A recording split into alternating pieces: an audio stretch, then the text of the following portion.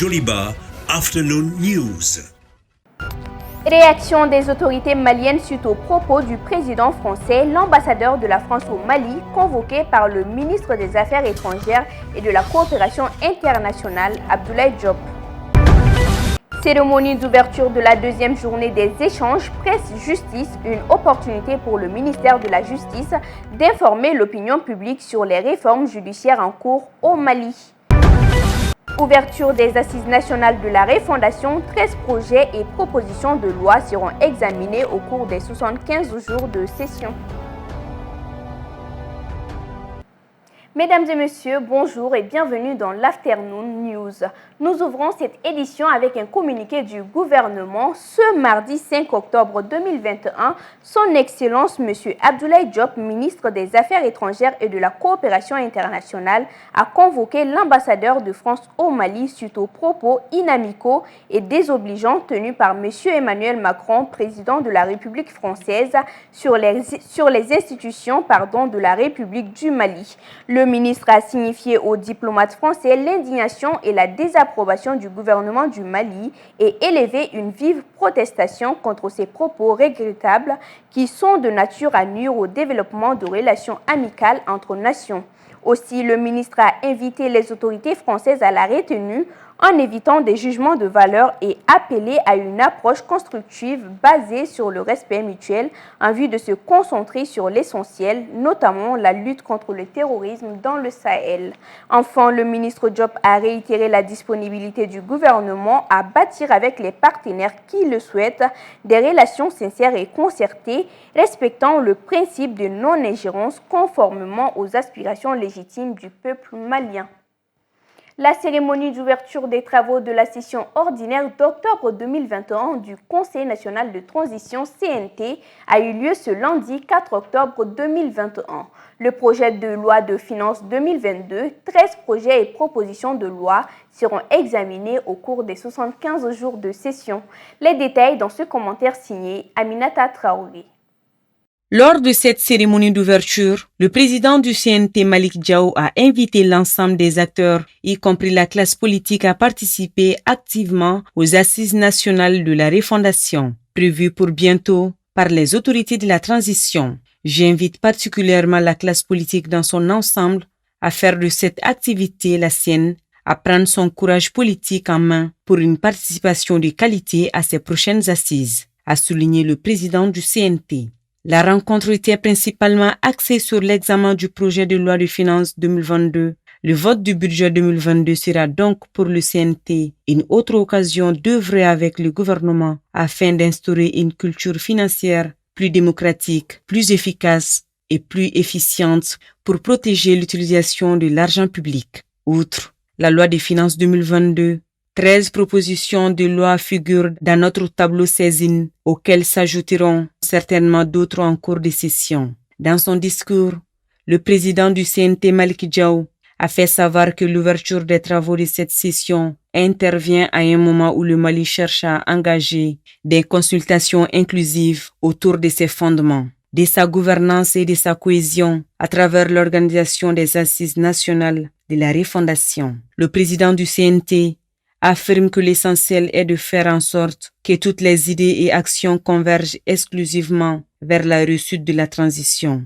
Cependant, il invite les uns et les autres humblement de rester confiants, sereins et mobilisés derrière les autorités de la transition. Malick Diaw sollicite ainsi les soutiens de la communauté internationale en cette période difficile pour le Mali. Enfin, il a souhaité que tous les élèves et étudiants du Mali, ainsi qu'à l'ensemble du corps enseignant, une très bonne année scolaire, une année scolaire sereine et ténance pour le renouveau de l'école malienne. Je vous le disais tantôt, les travaux de la deuxième journée des échanges entre la presse et la justice ont démarré ce mardi à la Maison de la Presse. Une opportunité pour le ministère de la Justice d'informer l'opinion publique sur les réformes judiciaires en cours au Mali. Oumou Makalou et Eladj Malik Guitei. En vue d'une meilleure collaboration, les hommes de droit et ceux des médias se sont rencontrés ce mardi 5 octobre 2021 à la Maison de la Presse pour une journée d'échange sur les réformes judiciaires en cours au Mali. Une preuve de plus de l'importance des médias dans la lutte contre la corruption et l'instauration d'une justice saine et équitable. Mon département, en scellant ces partenariats dynamiques entre la presse et la justice, est conscient du rôle fondamental de la presse dans l'administration et la distribution de la justice en tant qu'instrument de conscientisation contre l'incivisme et son corollaire de comportement infractionnel, mais aussi de boussole pour l'orientation de l'action judiciaire dans certaines procédures. La deuxième édition de cette journée des échanges permettra de parler largement sur l'institution d'un nouveau pôle économique et financier à compétence nationale et remplaçant les 3 pôles CIS à Kai, Bamako et Mopti. L'objectif de ce nouveau dispositif dans l'arsenal juridique malien est de rendre la lutte contre la corruption plus facile et efficace. Je dirais que cette nouvelle institution permettra la mise en œuvre d'une politique pénale beaucoup plus cohérente et plus efficace en matière de lutte contre la corruption et la délinquance économique et financière pour la simple raison qu'elle sera dirigée par un seul procureur qui donne une seule orientation avec les mêmes outils et les mêmes principes.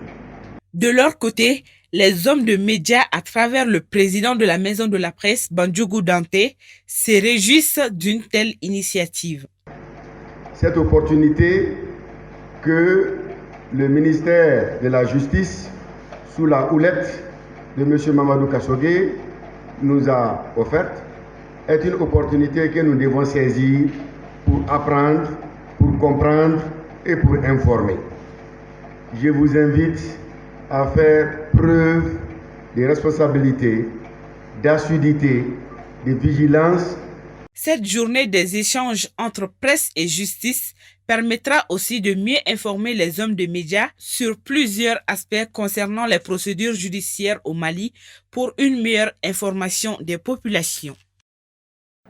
Toujours dans le cadre de la deuxième journée des échanges entre la presse et la justice, El Hadj Malick Guité a tendu son micro aux conférenciers après la cérémonie d'ouverture. Écoutons leurs réactions.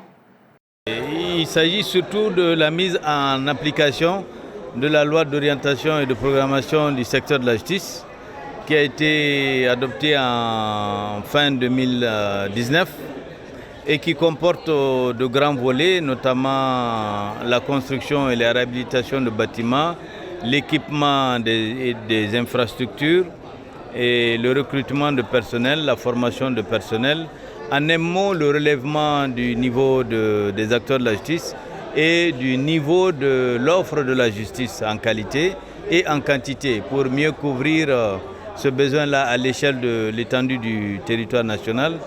Mais à côté de tout ça, et un autre pan très important de ces réformes, c'est la relecture en cours d'un certain nombre de textes qui entrent dans l'utilisation quotidienne des acteurs de la justice. Et je veux parler principalement du code pénal et du code de procédure pénale. Et c'est déjà la deuxième journée justice-presse. Et chaque journée est pleine d'enseignements. Chaque journée permet à non seulement aux hommes, aux acteurs de la justice de s'exprimer, de donner la bonne information aux populations à travers les médias, mais ça permet aussi non seulement aux journalistes d'apprendre, mais aussi de trouver les bonnes informations à donner aux populations. Les 11, 12, 13 et 14 septembre, nous nous proposons d'organiser un des plus grands ateliers concernant la presse malienne. Il s'agit de ce qu'on appelait l'atelier de refondation. Il s'agit de procéder à la relecture de l'ensemble des textes de la presse, et surtout pour qu'on puisse avoir une presse qui soit en phase avec les réalités du monde actuel. À cet atelier, nous allons inviter naturellement le ministre de la Justice, le ministre de la Communication, le ministre de la Refondation et sans oublier la haute autorité de la communication. Cet atelier sera l'occasion vraiment de proposer des révisions par rapport à certains textes qui nous concernent, mais aussi et surtout de faire en sorte qu'on puisse avoir une presse malienne qui soit adaptée aux réalités du monde actuel. Facebook, Messenger, Instagram et WhatsApp étaient inaccessibles dans la soirée du lundi 4 octobre. Cette panne géante du groupe Facebook serait due, selon la direction du réseau social, à un problème de réseau. Aucun détail sur le reste. Qu'est-ce qui peut être à la base d'un tel arrêt d'un géant comme Facebook? Aruna Saliakone est allé chercher l'analyse d'un spécialiste sur la question, suivant son reportage. 7 heures d'horloge, c'est ce qu'a duré le blackout du groupe Facebook. Il était impossible d'actualiser les fils d'actualité, de faire une publication et d'envoyer des messages. Les problèmes ne concernaient que les 4 réseaux sociaux du groupe.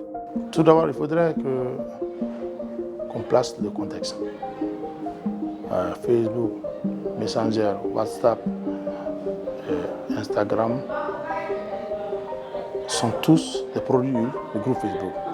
C'est pourquoi le problème ne concernait pas Internet en entier, mais seulement ces éléments du groupe Facebook. La direction de Facebook a annoncé que les bugs étaient liés à un problème de réseau. Selon notre spécialiste, cette version tient la route. Les spécialistes, autant bien que la direction de Facebook, le directeur technique de Facebook a déclaré que c'est un problème de réseau, sans rentrer dans les détails. Effectivement, après analyse de la situation, aussi à l'absence de réclamation, de revendications de pirates, on peut bien donner du crédit à la version qui dit que c'est un problème interne qui a amené ça. La thèse d'un éventuel piratage des systèmes du groupe a été écartée. Mais pourtant, le groupe n'est pas invulnérable à une telle tentative, estime notre spécialiste. Facebook a été piraté à plusieurs reprises. C'est bien possible. En fait, c'est le jeu du chat et de la souris. Ceux qui font la conception de ces programmes, c'est des ingénieurs informaticiens, c'est des gens calés dans leur domaine. Les pirates le sont aussi. Pour des raisons financières ou des raisons de notoriété, il arrive que un pirate puisse s'attaquer à un groupe comme Facebook. Et c'est arrivé dans le temps. Ce blackout du groupe Facebook qui n'a duré que quelques heures a fortement exaspéré les utilisateurs. Imaginons le scénario d'un monde sans réseaux sociaux, sans Internet, bref, avec une coupure mondiale de la connexion. Qu'allons-nous devenir? C'est là la grande interrogation. Toujours par rapport à la perturbation des réseaux sociaux Facebook, Instagram, WhatsApp et Messenger, nous sommes allés à la rencontre des utilisateurs de ces applications. Écoutons leurs réactions au micro de Siran Douba et de Bakoroba Nyari. Début de semaine passée, bon, les réseaux ont quoi. Mais finalement, les réseaux n'est pas bon. On ne sait pas de quoi il s'agit. Orange aussi souvent ça marche, mais les messages ne viennent pas. Malitel aussi pareil. Alors à la fin, on ne sait plus quoi faire avec les problèmes des réseaux. On ne peut même plus appeler, car il y a toujours des problèmes des réseaux. Nous les commerçants, on n'utilise que les réseaux sociaux. Surtout l'application WhatsApp nous aide beaucoup dans notre travail. La perturbation d'hier des réseaux a gâté tous mes marchés. Parce que tous les commandes passent par WhatsApp. Car je publie mes produits sur le statut WhatsApp pour que les clients puissent l'acheter. Je pensais que c'était moi seul qui avait ce problème de réseau. J'ai redémarré mon téléphone à 3 reprises, sans succès. Et après, je me suis rendu compte que c'était une perturbation mondiale des réseaux WhatsApp et Facebook. Je suis vendeur de crédit et je fais des transferts Orange Money à l'international. Sans les réseaux WhatsApp et Facebook, il m'est impossible de joindre mes clients. Donc, je ne pourrais pas travailler. À travers ces réseaux sociaux, on peut tout gérer sur place, sans se déplacer. Donc, ces réseaux sociaux sont importants.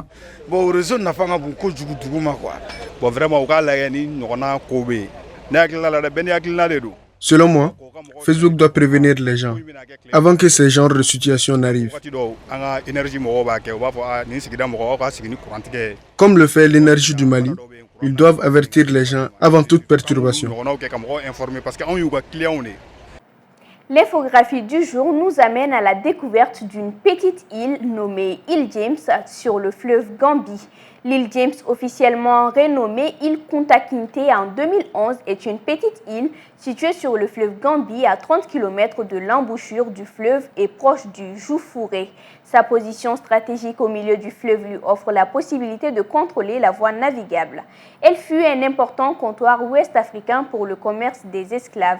Elle fut l'une des premières voies d'entrée de l'Afrique pour les Occidentaux grâce à sa position d'interface. Elle comprend les patrimoines historiques suivants qui sont en ruine, la maison des esclaves, la cuisine du gouverneur, la forge et un magasin. D'autres ruines du colonialisme et de l'esclavage sont encore présentes sur cette île.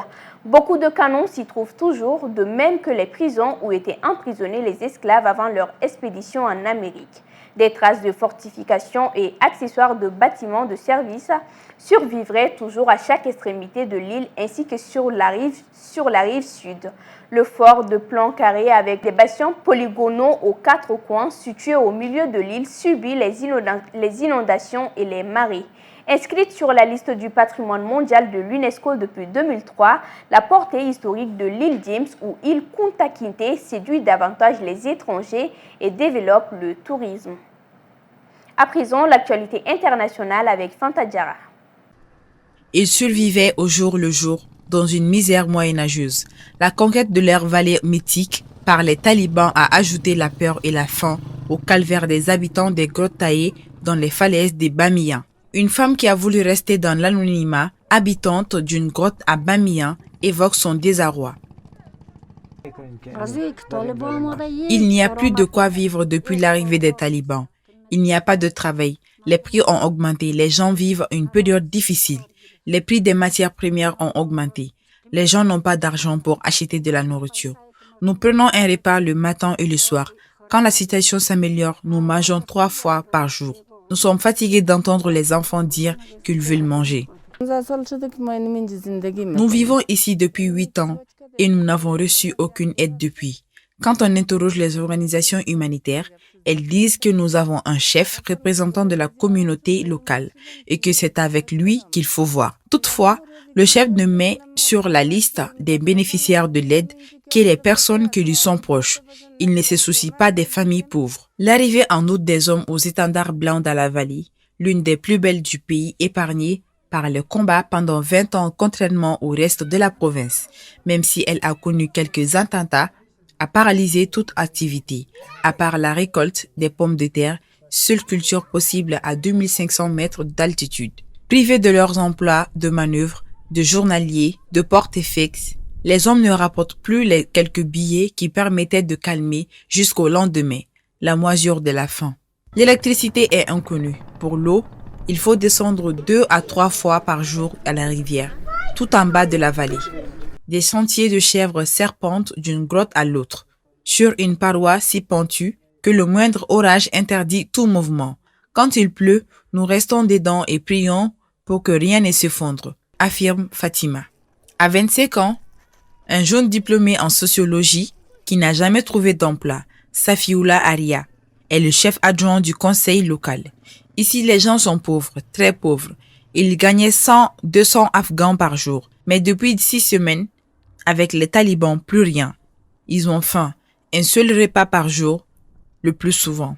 Des morceaux de pommes de terre avec du pain, avec le froid qui va bientôt arriver. Les plus faibles vont mourir, c'est certain.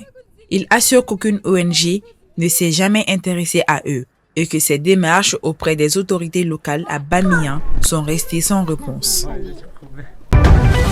Jean-Marc Sauvé annonce que 216 000 personnes encore en vie ont été sexuellement agressées pendant leur minorité par des clercs, des religieux ou des religieuses. Jean-Marc Sauvé, vice-président du Conseil d'État et président de la Commission indépendante sur les abus sexuels dans l'Église, s'exprime. La population française âgée de plus de 18 ans à 216 000, plus ou moins 50 000, c'est l'intervalle de confiance à 95%, le nombre des personnes qui ont été sexuellement agressées pendant leur minorité par des clercs, des religieux ou des religieuses. Chaque 4 octobre est dédié à la fête de la police nationale. Cette année, pour rendre cette journée encore plus belle et commémorative, un match de football a opposé le 3e et 17e arrondissement de la commune 2 du district de Bamako à la jeunesse de la dite commune. Les détails avec Adama Sanogo et Bakoro Banyari.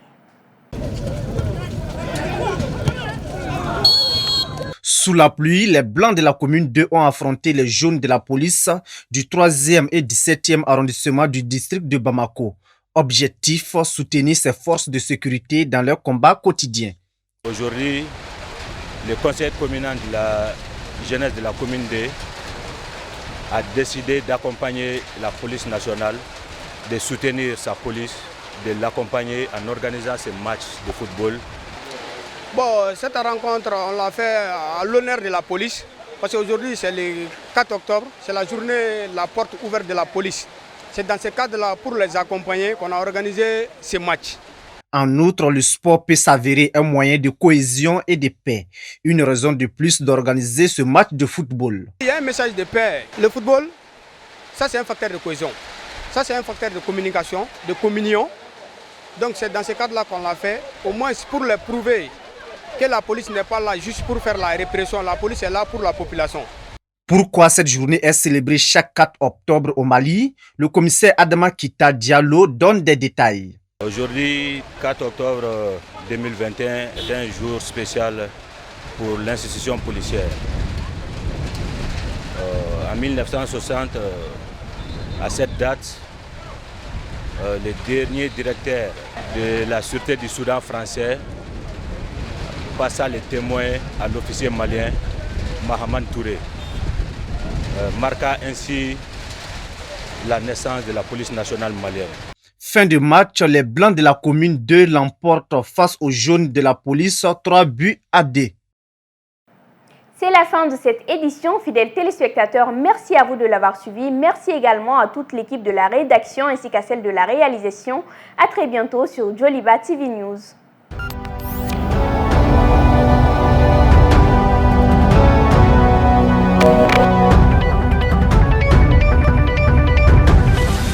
Joliba Afternoon News.